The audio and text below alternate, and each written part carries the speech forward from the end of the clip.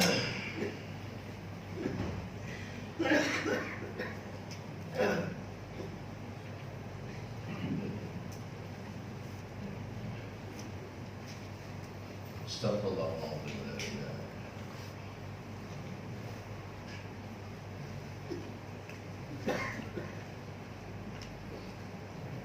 A'udzubillahi minasyaitonir rajim. Bismillahirrahmanirrahim. Assalamualaikum warahmatullahi wabarakatuh. Waalaikumsalam. Alhamdulillah. Nahmaduhu subhanahu wa ta'ala wa nashkuruh wa nu'azzimuhu wa nukabbiruh. Asyhadu an la ilaha illallah wahdahu la syarika lahu wa asyhadu anna Muhammadan 'abduhu wa rasuluh. Nusalli wa nusallim ala hadzal nabiyil karim sayyidina wa habibina Muhammadanil amin wa ala alihi wa sahbihi ajma'in. Subhanaka la ilma lana illa ma 'allamtana innaka antal alimul hakim. Rabbi shrah li sadri wa yassir li amri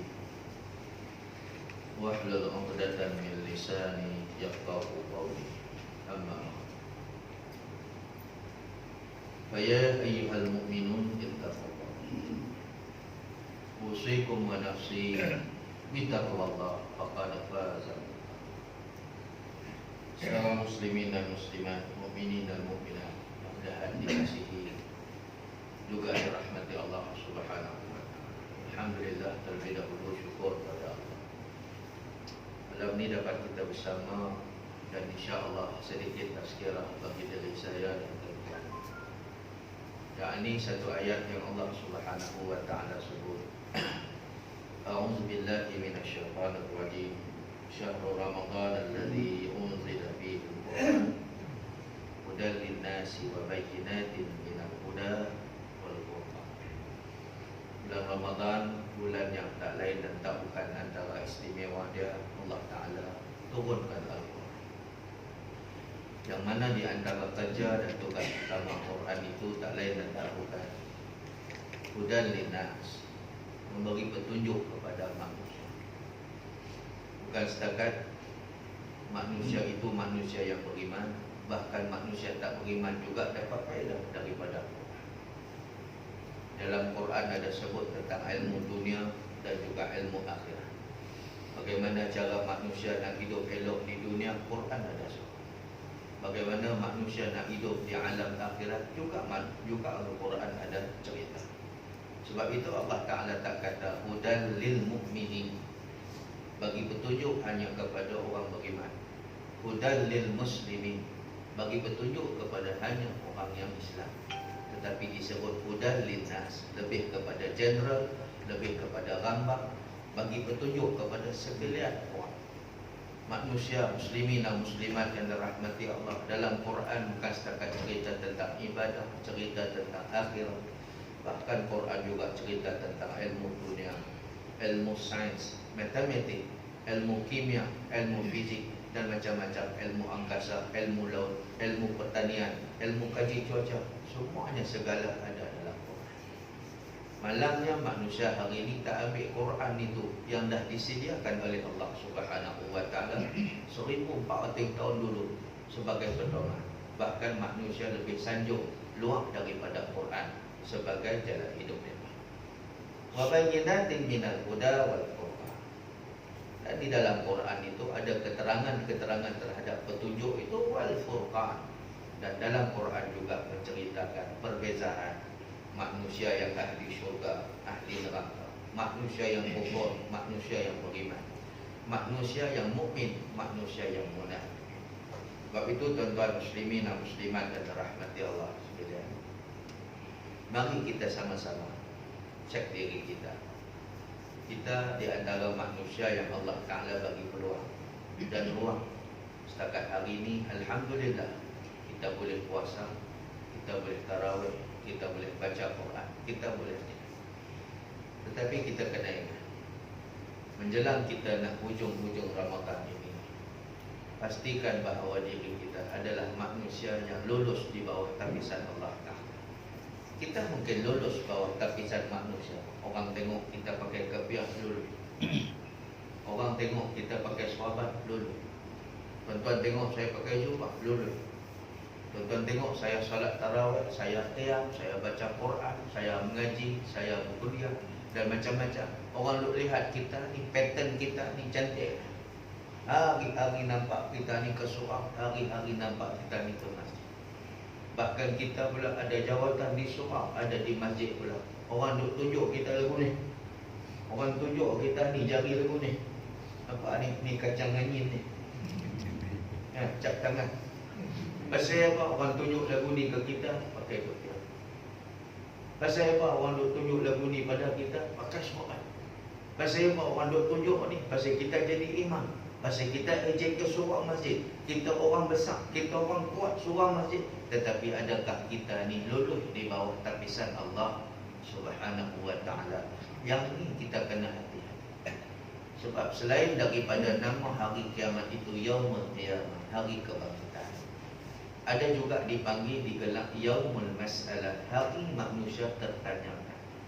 Apa yang manusia tertanya-tanya di hari akhirat? Mereka duk tanya pada Allah, mana pahala puasa mereka? Mana pahala qiyam mereka? Mana pahala mengaji mereka? Mana pahala tarawih mereka? Mana pahala sedekah, wakaf, zakat mereka? Tak jumpa di hari akhirat. Walhal mereka teruja sungguh nak cari pahala mereka di hari kiamat tu. Selama hari ni mereka buat ibadat puluhan tahun, 80 tahun, 70 tahun mereka hidup di dunia dulu, mereka tak pernah tinggal puasa. Bahkan lepas sahaja puasa, mereka kulun pula dengan amalan sunat 6 hari Syawal pula. Mereka kulun pula puasa lagi hari apa? Isnin dan Khamis. Dan apa sahaja hari besar Islam, mereka kulun, mereka puasa, mereka zakat, mereka sedekah, mereka baca Quran, mereka qiyam. Maka orang yang bangkit daripada kuburnya menuju kepada mahsyar, di antara mereka ni ada yang teruja-uja untuk mencari pahala. Pahala yang selama ni diwar-warkan oleh Allah Subhanahu wa ta'ala. Mereka nak jumpa pahala mereka tu di hari kiamat. Tiba-tiba mereka tak jumpa pahala mereka. Maka jadilah golongan manusia di hari akhirat itu dipanggil Yaumul Mas'alah, hari manusia tertanya-tanya. Apa yang mereka tanya? Mereka tanya, mana pahala puasa saya ya Allah? Mana pahala tarawih saya ya Allah? Mana pahala haji umrah saya ya Allah? Mana pahala qiyam saya ya Allah? Mana pahala sedekah ya Allah? Begitu juga ada manusia di hari akhirat bangkit dalam keadaan taghabun. Sebab itu dipanggil juga Yaumut Taghabun, hari kiamat dipanggil juga, digelar juga hari manusia tertipu daya. Siapa yang menipu mereka? Tak ada siapa yang tipu mereka. Mereka sendiri tertipu dengan ibadah mereka sendiri. Pasal mereka duk ingat bahawa mereka puasa selama hari ini syurga. Mereka ingat selama hari ini mereka ke masjid, ke surau, mereka syurga. Mereka ingat selama ni, hari ni mereka pakai tudung, mereka pakai kelembung, mereka pakai itu, pakai ini, aurat dan sebagainya, jaga habis dah. Masjid, surau, pergi tak lekang, tak pernah miss solat jemaah. Mereka duk rasa bahawa mereka ni lulus dah di sisi Allah. Rupa-rupanya mereka ni tertipu. Tertipu kerana apa? Tertipu dengan amalan yang mereka syok sendiri. Sebab ketika mana mereka dengku, seketika mana mereka duk belut buat ibadat, ketika mana mereka duk ulun buat amal ibadah dan sebagainya, mereka lupa di antara sifat-sifat yang Allah Ta'ala sangat murka adalah sifat nifaq, sifat munafik. Mereka tak buang benda-benda ni. Selama mereka beribadat pada Allah Ta'ala selama ni 87 tahun, 80 tahun, 70 tahun, 60 tahun mereka buang ibadat, mereka tak buang perangai tu. Mereka tak buang akhlak tu. Perangai apa? Perangai yang Allah Ta'ala sangat murka ni. Apa dia? Sifat nifaq, sifat munafik yang ada di dalam diri sahabat zaman Nabi SAW. Bahkan akan Allah Ta'ala wujudkan golongan munafikin ini sehinggalah ke hari kiamat. Bezanya zaman Nabi, munafik ada, sahabat ada, Nabi ada. Apa masalah tentang munafik ini? Mereka rujuk kepada Rasul. Kemudian bila Nabi wafat, maka tinggallah sahabat dan juga munafik. Apa berlaku kepada munafik? Sahabat mereka rujuk. Tapi malangnya zaman kita lah ni, sahabat dah tak ada dah, Nabi pun dah tak ada dah, tapi munafik tetap tinggal sampailah hari kiamat.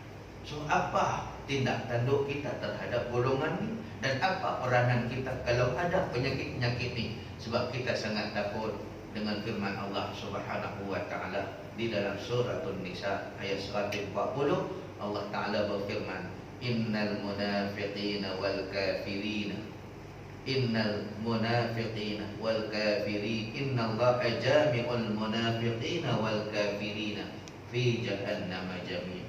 Sesungguhnya Allah Ta'ala nanti akan longkok, akan campurkan, akan gaulkan, akan combinekan sekali. Siapa dia? Dua entiti. Yang pertama munafik, satu entiti yang sangat berbeza, munafik. Dan satu lagi entiti yang sangat berbeza juga, kafirin. Munafik dan kafir ni Allah Ta'ala campurkan sekali, Allah Ta'ala longgokkan sekali, combine sekali. Fi jahannam jami'ah, duduk dalam neraka jahannam sama-sama. Awak jadi lebih. Sedangkan munafikin itu Islam. Puncanya, buktinya mereka ni Islam, pasal mereka ni nama pun nama Islam. Ada Muhammad, ada Abdul. Seperti mana berlaku zaman Nabi, ketua munafikin zaman Nabi SAW, nama Abdullah. Nama mereka nama Islam. Ini ketua munafik, Abdullah bin Salul, Abdullah bin Ubay bin Salul Al-Bahlul. Jadi saya sampaikan. Muslimin dan muslimat yang dirahmati Allah. Walhal Abdullah bin Ubay bin Salul ini tuan-tuan orang bagus. Sebelum kedatangan Nabi, sebelum Nabi hijrah ke Madinah, dia orang elok, dia orang bagus. Bahkan dia jadi satu orang yang important person, satu orang yang sangat penting di Madinah. Bahkan dia juga merupakan respected person, satu orang yang sangat dihormati di Madinah. Apa-apa hal masalah, orang rujuk kepada Abdullah bin Ubay. Ada masalah apa? Orang tanya Abdullah bin Ubay. Maka Abdullah bin Ubay dia terasa diri dia penting. Tiba-tiba bila Nabi SAW hadir di Madinah, maka respected person itu Abdullah bin Ubay rasa Nabi dah ambil daripada dia. Dia dah rasa tak dihormati, dia dah rasa bahawa dia tak jadi orang penting di Madinah. Maka lama-kelamaan dia jadi satu orang yang iri hati dengan Rasulullah SAW. Makin lama dia menimbulkan kebencian kepada Nabi. Bahkan dia menghasut orang Madinah untuk membenci Rasulullah SAW. Maka banyak kerja-kerja dakwah Nabi digagalkan oleh orang munafik.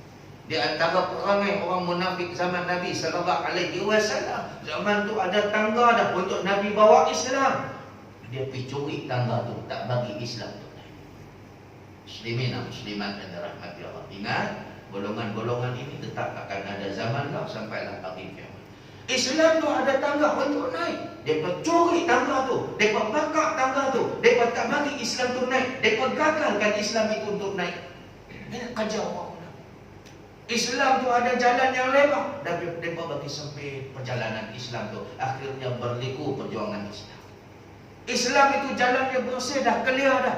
Mereka ni, puak-puak ni lah yang menabukkan paku tekan supaya orang Islam yang nak bawa orang Islam ini jalan dalam keadaan kesakitan. Itu perangai munafik ini. Sebab tu murka dan marah dan bencinya Allah Ta'ala kepada munafik ni, Allah Ta'ala sebut di dalam surah An-Nisa ayat 143.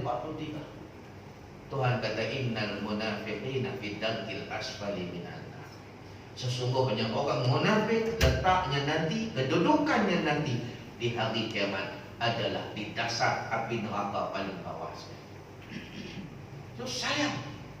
Sebab orang munafik ni orang Islam. Muslimin dan muslimat yang dirahmati Allah. Bila cek mereka punya MyCard, bila cek mereka punya IC, surat beranak, nama mereka nama Islam. Bahkan mereka ni pula ada bin, ada binti, bermakna mereka ni Islam. Muslimin dan muslimat yang dirahmati Allah. Bila time sembahyang, mereka pun sembahyang sama dengan kita, bermakna mereka ni Islam.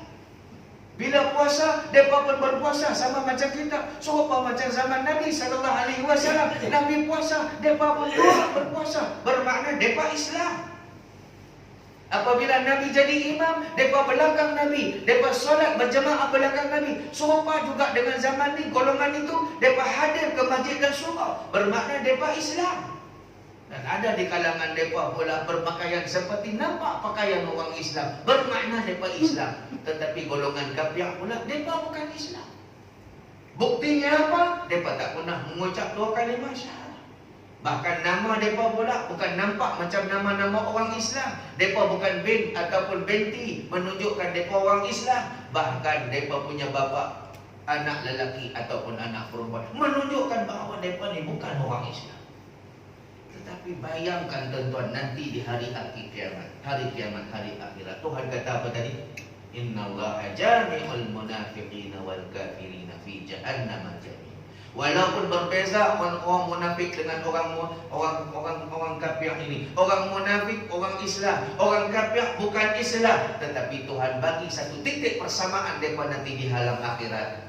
Jami'ul munafiqina wal kafir. Tuhan lompokkan, Tuhan kumpulkan, Tuhan campurkan, combine sekali orang munafik dan orang kafir duduk dalam lubang neraka jahanam sama-sama. Yang ni kita perlu risau, saya perlu risau, tuan-tuan perlu risau.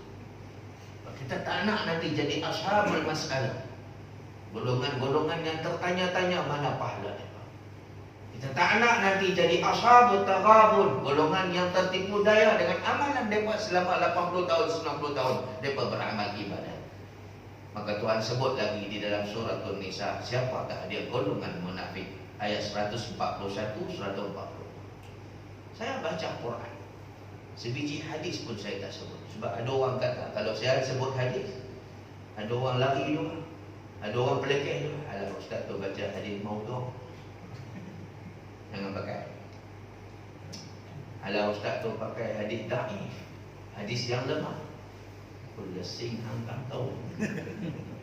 Baik, okey, kita pakai Al-Quran. Takkan nak kata Quran tu maudhu', takkan nak kata Quran itu dhaif. Maka saya baca Quran. Tuan-tuan nak lari mana? Saya kepung tuan-tuan dengan Quran. Bermakna tak mau juga pakai Quran. Kita nak guna apa? Sedangkan hari itu kita sama-sama sambut nuzul Quran. Quran itu Allah Ta'ala kata apa? Hudan linnas. Dia bagi petunjuk kepada manusia. Bukan setakat dia bagi tunjuk macam mana nak hidup elok di dunia, macam mana juga nak hidup di hari akhirat. Maka Tuhan juga tunjuk siapakah dia golongan munafik. Tuhan kata di dalam surah An-Nisa ayat 141, innal munafiqina yukhadi'una Allah wa huwa khadi'uhum. Orang munafik itu suka menipu daya agama, suka berpura-pura terhadap Islam, suka bersifat hipokrit terhadap agama Allah Subhanahu wa taala. Pasal apa? Pasal nampak mereka seolah-olah Islam, tapi hati sebenarnya mereka tak suka kepada Islam. Banyak tindak tanduk mereka ni merugikan Islam. Banyak tindak tanduk mereka ini membelakangkan Islam. Bahkan Allah Ta'ala kata wahwa khadi'uhum. Allah Ta'ala juga menipu mereka, menipu golongan munafik ni. Tipu Allah ni bukan bermakna tipu lagu kita. Kita nak nikah dua pun tipu. Ya. Lah gentleman lah nikah dua abang tu terang pada bini. Muka macam komando. Terjun payung tojo tu 30,000 kaki, relax dah, selfie lagi. Tapi nak menikah dua, menipu bini. Apa? Allah Ta'ala dia kata di situ, menipu bukan bermakna tipu lagu kita. Allah Ta'ala menipu ni dalam arti apa? Allah Ta'ala biar golongan munafik ini, sehingga orang munafik ni rasa selesa dengan perbuatan mereka. Mereka ingat mereka selama hari ini mereka buat Allah redha. Mereka ingat selama hari ini mereka menjadi duri dalam daging dalam perjuangan Islam. Mereka duk ingat Allah Ta'ala bagi, Allah Ta'ala redha. Sebenarnya Allah Ta'ala biar mereka dalam keadaan kesesatan tu. Allah Ta'ala biar keadaan mereka, PL mereka, perangai mereka, akhlak mereka itu. Kerana Allah Ta'ala dah letak satu azab yang sangat pedih di hari akhirat. Maka mereka rasa tertipu dengan apa yang mereka. Innal munafiqina yukhadi'una Allah. Mereka suka menipu agama Allah. Wa huwa khadi'uhum. Nampak macam Islam tapi sangat menyakitkan hati orang-orang Islam. Nampak macam Islam tapi merugikan Islam. Nampak macam Islam tapi tak ada faedah langsung untuk Islam. Sebab perbuatan mereka, perangai mereka, tindak langkah, tindak tanduk mereka dan kelakuan mereka banyak menyebabkan kerugian pada Islam. Banyak mengguris hati umat-umat Islam. Muslimin dan muslimat dan rahmati Allah Subhanahu wa ta'ala. Kalau hari ini tuan-tuan, kita ada golongan yang jadi frontliners terhadap COVID-19. Maka orang munafik ini tuan-tuan, dia jadi frontliners pula kepada orang yang nak membenci hukum-hukum Allah Subhanahu wa ta'ala. Kita lihat, kalau ada orang nak melaksanakan ayat-ayat Allah, hukum-hukum Allah, hukum syariah, hukum Islam dan sebagainya, bukan orang kafir, bukan orang Nasrani, bukan Bengali, bukan Hindu, bukan Cina yang menjadi barisan hadapan untuk menentang ayat-ayat Allah, tetapi golongan-golongan munafik inilah yang akan menjadi frontliners terhadap penentang-penentang ayat-ayat Allah Subhanahu wa ta'ala. Mereka ini suka menipu agama Allah Subhanahu wa ta'ala. Wa huwa khadi'uhum, sedangkan Allah juga menipu mereka. Wa idza qamu ila shalah qamu qusala. Apabila mereka berbangkit, apabila mereka cuba nak bangun sembahyang mereka dalam keadaan bermalas-malasan. Tuhan sebut perangai munafik di dalam surah An-Nisa ayat 141. Orang munafik, solat yang paling dia tak suka dan benci adalah solat isyak berjamaah dan solat subuh berjamaah. Kemudian Allah Ta'ala kata lagi, yura'unan nas, yang ketiga tanda-tanda munafikin. Buat kerja agama suka riya. Buat kerja agama suka tunjuk-tunjuk. Buat kerja agama suka supaya diingati jasa-jasa mereka. Bukan buat kerja agama, buat kerja Islam itu kerana Allah, tetapi kerana orang. Kerana nak dapatkan redha orang, bukan nak dapat redha Allah Ta'ala. Sebab itu, apabila dia tak dapat manusia yang dia suka, ataupun dia tak dapat pujian-pujian manusia, dia tak dapat pujaan-pujaan manusia, dia tak dapat sokongan daripada manusia yang dia buat, ataupun dia riak itu, maka orang-orang yang macam ni mudah merajuk. Dan tuan, kerana mereka membuat kerja agama bukan untuk redha Allah. Mereka buat kerja agama untuk redha manusia. Saya ingatkan tuan-tuan dan diri saya sendiri, kita buat kerja ni untuk redha Allah, bukan untuk redha manusia. Kita buat kerja agama ni supaya Allah Ta'ala suka kita, sayang kita. Bukan bermakna bukan untuk mendapatkan suka manusia ataupun sayang manusia kepada kita. Sebab yang memberi surga kepada kita nanti siapa? Allah. Manusia tak boleh bagi surga apa-apa kepada kita. Yang bagi surga kepada kita adalah Allah Subhanahu wa ta'ala. Kita tak nak nanti bangun di hari akhirat kita meminta-minta pahala depan Allah Ta'ala. Allah Ta'ala tak bagi pahala. Sebab Allah Ta'ala kata, hang buat kerja agama, hang buat ibadat itu bukan kerana aku, hang buat kerja agama hari itu kerana orang. Maka klaimlah pahala tu kepada orang yang hang kerja dengan dia tu. Sebab itu tuan-tuan, muslimin dan muslimat dan rahmati Allah sekalian, biarlah sejuta orang tak nampak apa kita buat baik pun, 100 juta manusia tak nampak baik yang kita buat pun, tetapi Allah Ta'ala tetap nampak. Sebab dia yang bagi syurga pada kita, bukan manusia. Sebab itu Nabi susun doa yang sangat cantik. Allahumma inna nas'aluka ridhaka wal jannah wa na'udzubika min sakhatika wan nar. Ya Allah, kami mohon kepadamu redha-Mu dan syurga. Kenapa Nabi tak letak syurga dulu kemudian redha? Tuan-tuan pernah fikir? Kenapa Nabi tak sebut Allahumma inna nas'aluka jannataka wa ridha? Ya Allah, kami mohon syurga-Mu dan redha. Kerana nak dapat syurga Allah, mesti dapat redha dia dulu. Wa na'udzubika min sakhatika wan nar. Dan kami lindung daripada-Mu ya Allah, daripada sakhatik, murka-Mu, wan nar, dan neraka-Mu. Kenapa Nabi tak susun neraka dulu dan juga yang kedua barulah murka? Sebab nak dapat neraka Allah, mesti Tuhan benci dulu, murka dulu. Dek, kerana Tuhan murka kepada kita, barulah Allah Ta'ala masukkan orang tu ke dalam neraka. Muslimin dan muslimat dan rahmati Allah. Bermakna syurga tu bukan nikmat yang paling tinggi. Ada nikmat lagi yang lagi tinggi daripada syurga, yakni redha Allah Subhanahu wa ta'ala. Tuan-tuan, kita buat kerja agama, kita buat kerja Islam untuk dapat redha Allah Subhanahu wa ta'ala. Yang keempat, wala yazkurunallaha illa qalila, dan jarang mereka ini mengingati Allah kecuali qalila, kecuali sedikit sangat. Jarang ke masjid, jarang ke surau, jarang ke kuliah ilmu pengajian dan sebagainya, kecuali kerana ada orang besar datang. Tuan, yang ni datang. Ada orang besar datang. Hang datang tu kerana Allah ke kerana orang besar? Ada menteri datang, ada raja datang. Sebab tak, kalau dia tak datang, raja ni akan tanya, dia ni pergi mana? Menteri ni akan tanya, dia pergi ke mana? Maka dia tunjuk muka tu kerana orang tu, bukan kerana Allah Subhanahu wa ta'ala. Ini dikatakan di dalam Quran. Muslimin dan muslimat yang rahmati Allah Subhanahu wa ta'ala. Muzabzabina baina zalik. Yang kelima, saling ragu-ragu ayat Allah. Ini perangai yang sangat-sangat nyata kepada munafik. Mereka diskriminasi terhadap ayat-ayat Allah. Mereka menganaktirikan ayat-ayat Allah. Mereka membeza-bezakan ayat-ayat Allah. Mereka double standard terhadap ayat-ayat Allah. Ada ayat Allah yang mereka tatang bagai minyak yang penuh. Ada ayat-ayat Allah yang mereka pandang sepi. Terutamanya ayat tentang puasa. Tuan-tuan, Allah Ta'ala sebut tentang puasa. Ya ayyuhalladzina amanu kutiba alaikumussyam kama kutiba alal ladzina min qablikum la'allakum tattaqun. Ayat ini semua orang hafal. Suratul Baqarah ayat 183. Apa maknanya? Wahai orang-orang yang beriman, diwajibkan ke atas kamu puasa seperti mana diwajibkan puasa itu terhadap kaum-kaum yang dahulu sebelum kamu. La'allakum tattaqun. Mudah-mudahan hangpa jadi manusia yang bertakwa. Kalau kita flashback balik, yang ini ayat 183. Cuba tuan-tuan flashback balik. Saya bagi homework pada tuan-tuan. Minggu depan saya tanya. Saya cikgu sekolah, saya tanya. Siapa tak buat kerja kena lah. Kan, pagi saya mengajar anak tuan-tuan, malam saya mengajar bapa dia pula. Muslimin dan muslimat yang dirahmati Allah sekalian. Baca ayat 178, 5 ayat yang terkebelakang.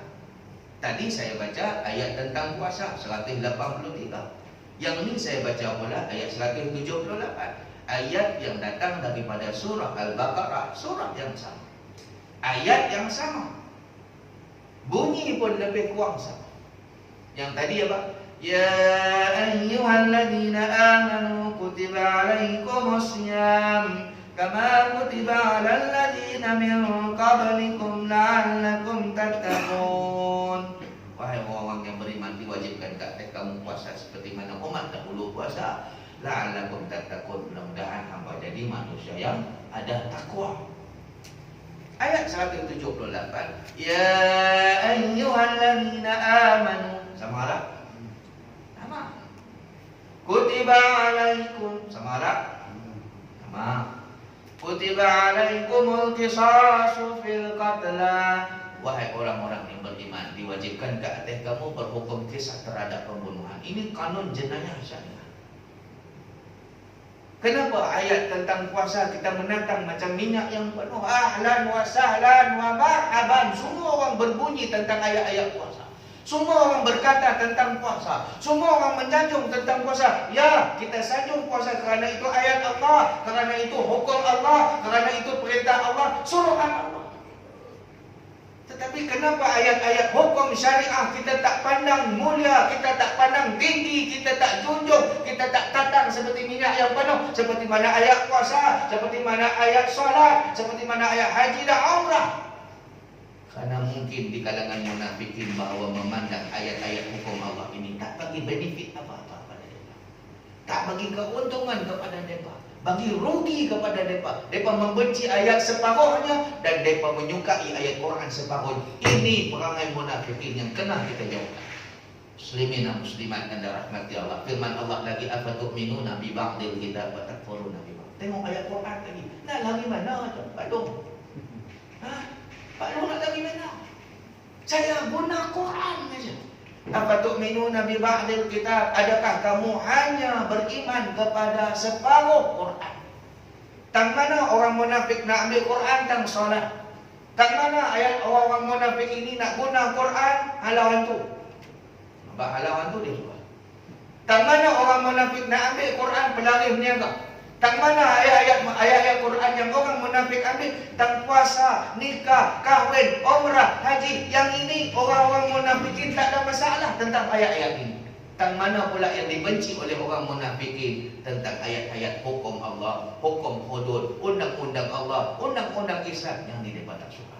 Muslimin dan muslimat yang dirahmati Allah Subhanahu wa taala. Wa idza qila lahum ta'alu ila وإذا قيل لهم تعالوا إلى ما أنزل الله وإلى الرسول رأيت المنافقين يصدون عنك الصدودا. Tuhan kata lagi. Satu lagi ayat Quran. Wa idza qila lahum, wahai Muhammad, kalau kamu cuba nak bercakap kepada manusia, jom kita kembali kepada ayat-ayat Allah, undang-undang Allah, hukum-hukum Allah. Ra'aital munafiqin, kamu akan lihat orang munafik. Tuhan tak sebut ra'aital kafirin, kamu akan lihat orang kafir. Tuhan tak sebut ra'aital musyrikin, orang musyrik. Tetapi Tuhan guna ayat ra'aital munafikin, kamu akan lihat orang munafik lah. Yasudduna anka sududa, akan jadi frontliners, akan jadi barisan utama, barisan hadapan sekali untuk menentang hukum-hukum Allah Ta'ala. Yang ni kita minta jauhkan. Saya sayang tuan-tuan, sebab saya tahu tuan-tuan orang baik, orang bagus. Orang Batu Enam, orang bagus. Buktinya setiap kali saya main kuliah, muka sama. Muka sama. Tahu dah, Pak Long tu duduk belah situ, Pak Ngah duduk belah sana. Mak Long duduk sana, tahu dah. Telekung jenis apa dia pakai, kita tahu dah. Khatijah ke, Aisyah ke, Habibah ke, apa ke, kita kenal dah. Tahu dah tiang mana mereka duduk, pintu mana mereka ada. Tahu dah. Maknanya Pak Long ni orang elok, orang bagus. Tak nak nanti bila di alam akhirat, di syurga, nanti kita tak nampak muka geng-geng kita ni, muka kawan-kawan kita. Kita bukan nak jamin sangat bahawa kita ahli syurga, sebab menjadi ahli syurga tu adalah kerja Allah. Tapi kita tak nak jadi manusia yang kita sebut tadi, ahli tarabun, manusia yang tertipu daya. Ketika mana semua bergembira masuk ke syurga, masing-masing tertanya, mana geng kita orang? Mana kawan kita yang itu? Dia ni sama jemaah dengan kita dulu, sama maghrib dengan kita dulu, sama semayang dulu tarawih dengan kita, sama-sama dengan kita satu masjid, satu surau dulu dekat Batu Enam dulu. Mana depa ni? Mana depa ni? Maka malaikat bagi tahu, depa duduk belah sana. Belah mana? Di alam neraka Allah Subhanahu wa taala. Kerana di hari akhirat tak ada pintu lain, hanya ada dua pintu dan dua rumah sahaja, sama ada syurga ataupun neraka. Muslimin dan muslimat yang dirahmati Allah. La ilaha ula'i wa la ilaha ula. Sifat munafikin yang keenam Tuhan kata, orang munafik ini nak kata depa beriman, depa tak beriman.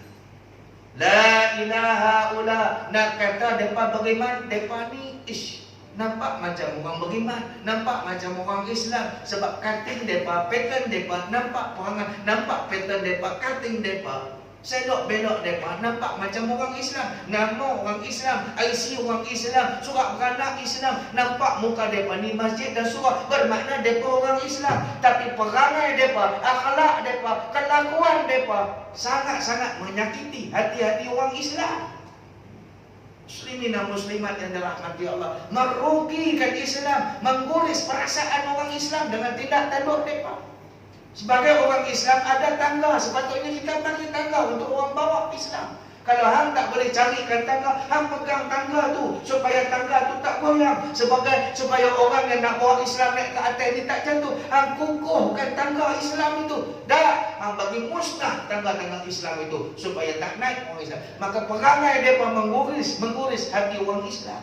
Sebab itu Allah Ta'ala kata la ilaha ula, nak kata depa ni beriman, depa ni seolah-olah perangai macam kafir, tapi depa ni orang Islam. Pasal apa dia cakap macam itu? Kerana suka menggagalkan, suka sabotaj, suka mengguriskan perasaan orang Islam. Wala ilaha ula, nak kata depa ni kafir tak juga, sebab depa mengucap syahadah.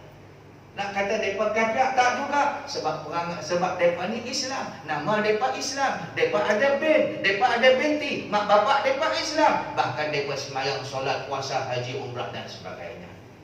Nampak tak bagaimana Tuhan perjelaskan perangai-perangai mereka yang perlu kita jauhi. Wa may yudlilillahu falan tajida lahu sabila. Siapa yang Allah Taala sesatkan, maka dia tidak akan jumpa jalan keluar melainkan jalan yang tidak terang, tidak cerah, jalan yang kegelapan.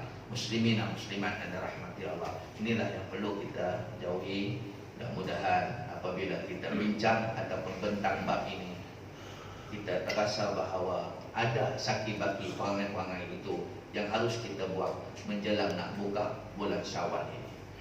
Takut-takut Ramadan tahun depan kita tak jumpa lah. Takut-takut inilah Ramadan kita yang terakhir, yang ini kita risau.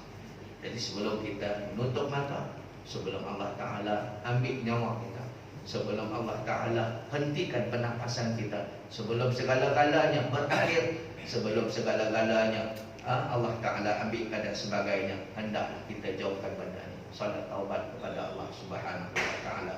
Andai apa yang kita sebut tadi itu, andai apa yang saya bincang dan kongsi sama-sama dengan tuan-tuan tadi itu, ada yang pernah kita buat ataupun sekarang ada yang pernah kita terlibat, sama-sama kita minta ampun kepada Allah supaya Allah Ta'ala mengampunkan dosa-dosa lama kita, kerana Dia Maha menyayangi dan Maha mengasihi dan Maha mengampun segala hamba-Nya. Muslimin dan muslimat yang dirahmati Allah sekalian, saya minta ampun, saya minta maaf kalau terkasar bahasa. Itu sahajalah yang boleh saya kongsi untuk masyarakat di sini. Mudah-mudahan kita dapat berjumpa lagi di kemudian hari. Mohon ampun zahir dan batin. Selamat berpuasa dan berhari raya. Wallahu a'lam. Wabillahi taufiq wal hidayah. Assalamualaikum warahmatullahi wabarakatuh.